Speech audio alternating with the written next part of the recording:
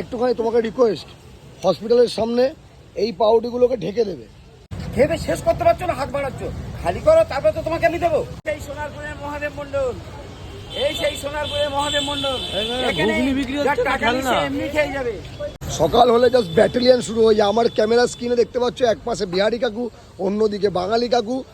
এর কাস্টমার কম, ওর কাস্টমার বেশি, ওর কাস্টমার কম, এর কাস্টমার বেশি, এটাই চলতে থাকে সকাল থেকে। লাগবে 10 টাকা, 20 টাকা মানে পেট ভরে।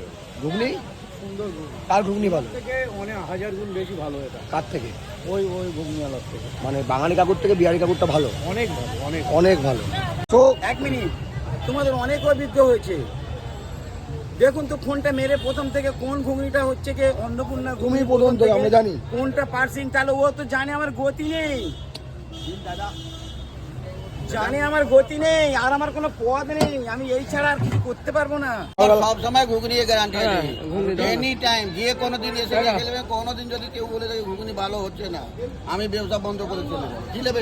এই পাউরুটিগুলো তুমি দাও ওনাকে, এই পাউরুটিগুলো।